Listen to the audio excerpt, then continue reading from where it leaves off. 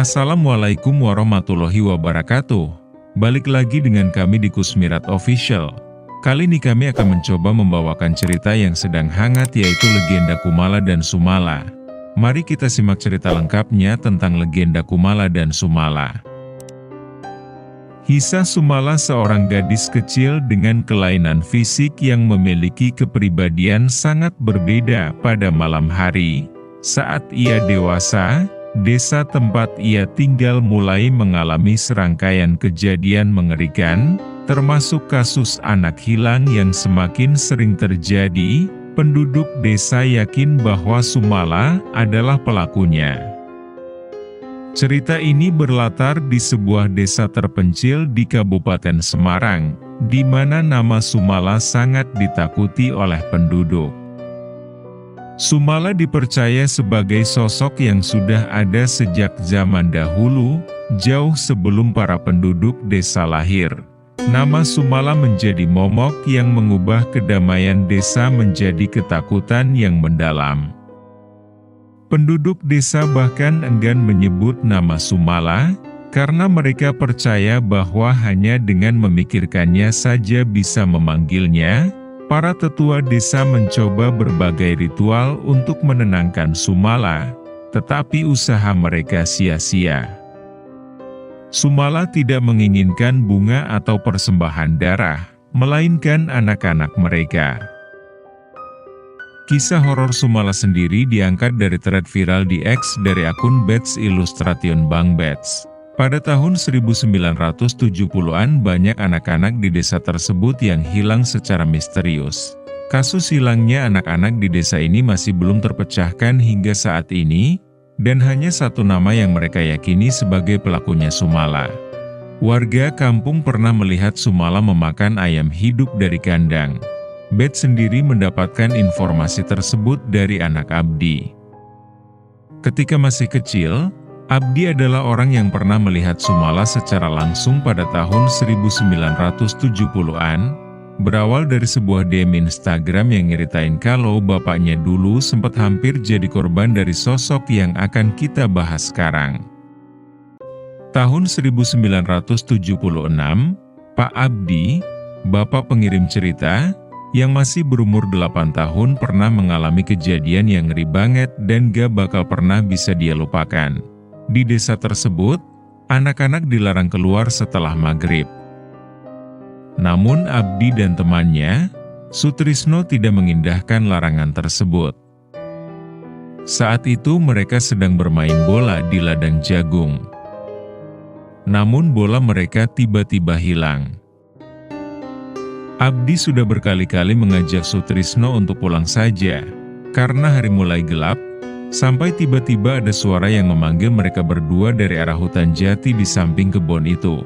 Mereka berdua melihat ada gadis kecil dengan rambut panjang agak kusut dengan memakai dress pendek berwarna putih lusuh sedang memegang bola milik Sutrisno kemudian lari masuk ke hutan. Sutrisno pun spontan mengejar duluan, sehingga Abdi tertinggal. Saat berhasil menyusul, Abdi kaget melihat Sutrisno sudah terkapar di tanah dengan kepala hancur separuh. Sementara gadis itu masih terus memukul-mukul kepala Sutrisno dengan batu yang ada di dalam bola miliknya. Karena shock, Abdi langsung lari pulang dan cerita ke bapaknya. Lantas bersama warga lain mereka cek lokasi yang Abdi sebutkan, tapi tidak ditemukan apapun. 2 hari setelahnya, ada warga yang menemukan jasad Sutrisno di sungai dengan kondisi kepala persis seperti yang Abdi jelasin. Keluarga Sutrisno tidak terima dan sempat menuduh Abdi yang dorong anaknya jatuh ke sungai, sementara beberapa lainnya percaya dengan apa yang Abdi ceritain hari itu. Karena memang gambaran Abdi soal sosok gadis kecil lusuh itu, serupa dengan sosok Sumala si anak iblis yang diyakini masih ada. Bets menceritakan, berdasarkan legenda, Sumala adalah salah satu anak kembar dengan fisik yang mengerikan. Singkat cerita, di tahun 1948 ada sebuah keluarga yang memiliki rumah 2 lantai, perkebunan jagung yang luas dan peternakan di desa ini. Namun setelah belasan tahun menikah pasangan ini belum juga dikaruniai anak, si istri yang bernama Sulastri merasa tertekan, sampai akhirnya ia memutuskan untuk mendatangi seorang dukun dari desa seberang yang dipercaya bisa membantunya memiliki keturunan lewat sebuah ritual. Tak lama kemudian ritual itu pun berhasil dan si istri bisa hamil. Dan pasangan itu menyambutnya dengan penuh sukacita. 9 bulan berlalu, Sulastri ternyata melahirkan anak kembar. Namun satu anaknya memiliki fisik yang mengerikan seperti gumpalan ari-ari namun bergerak dan menangis, sementara si anak yang fisiknya normal malah tidak menunjukkan tanda-tanda kehidupan. Sang suami yang bernama Sojiman syok dengan apa yang dilihatnya saat ini. Spontan ia merebut dan membunuh bayi berwujud mengerikan itu dengan tangannya sendiri. Di saat bersamaan saat bayi itu mati, bayi yang bertubuh normal tiba-tiba menangis menunjukkan tanda kehidupan. Anak yang hidup diberi nama Kumala. Sayangnya dia tumbuh dengan kondisi keterbelakangan mental, mirip seperti anak autis. Ditambah Sojiman menganggap kecacatan Kumala adalah karena ketidakbecusan istrinya dalam menjaga kandungan. Sejak saat itu, keluarga mereka sudah tak lagi harmonis. Sojiman menjadi temperamental dan Sulastri jadi membenci Kumala karena menganggap kesialan ini adalah akibat lahirnya Kumala. Singkat cerita, Kumala sering disiksa. Sampai pada usia 8 tahun, Kumala seperti memiliki 2 kepribadian yang berbeda di kala siang dan malam hari. Ketika siang, ia seperti anak normal yang hanya bisa menangis saat dipukul orang tuanya. Namun di kala malam ia berani melawan. Bahkan pernah di satu waktu, Kumala nyaris menusuk Sojiman yang memukulnya saat ia sedang bermain piano karena dianggap mengganggu. Pernah suatu ketika, Kumala kepergok neneknya sedang memakan ayam hidup di dalam kandang yang tak jauh dari rumah, seperti binatang buas yang sedang kelaparan. Besoknya ketika ditanya, Kumala menjawab kalau bukan dia yang melakukannya tapi Sumala. Embok Sum sang nenek kaget ketika mendengar nama itu.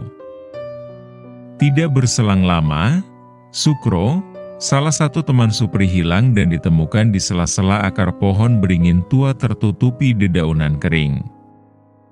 Kejadian terus berlanjut hingga ke-7 anak yang membuli Kumala hari itu, semuanya hilang secara berurutan dan ditemukan sudah tewas. Pak Sojiman yang sebelumnya marah ketika melihat Kumala bertingkah aneh pun kini mulai merasa takut. Begitu juga dengan Sulastri yang seakan menyembunyikan sesuatu.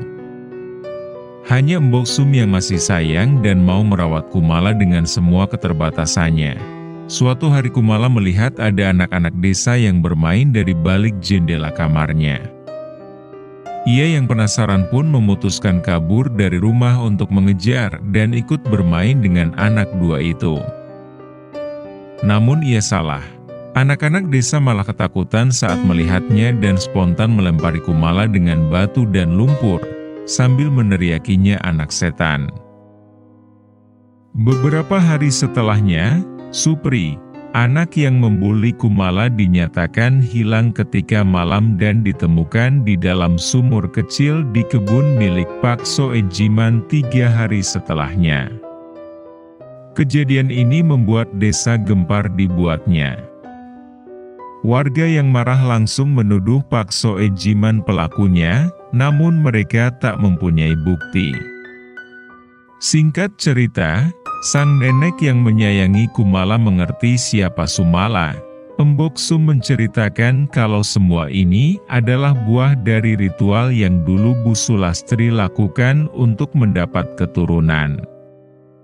Yang mana memang Bu Sulastri akan mengandung anak kembar. Satu dari bangsa manusia, satu dari bangsa iblis yang ia mintai bantuan. Harusnya Sulastri merawat kedua anak itu hingga usia mereka 10 tahun. Dengan pantangan anak yang buruk rupa akan memiliki sifat yang buruk dan sangat nakal, dan setelah berusia 10 tahun anak iblis itu akan pergi meninggalkan keluarga ini sehingga mereka bisa bahagia. Namun sayangnya Soejiman membuat kesalahan dengan membunuh bayi buruk rupa ini tepat setelah kelahirannya, dan akibat hal itu, jabang bayi iblis tersebut malah akan kembali ke dalam raga Kumala ketika ia memasuki usia 10 tahun. Sejak saat itu pula, larangan soal anak dua jangan bermain ke hutan atau keluar rumah pada malam hari, mulai dipercaya warga di sana.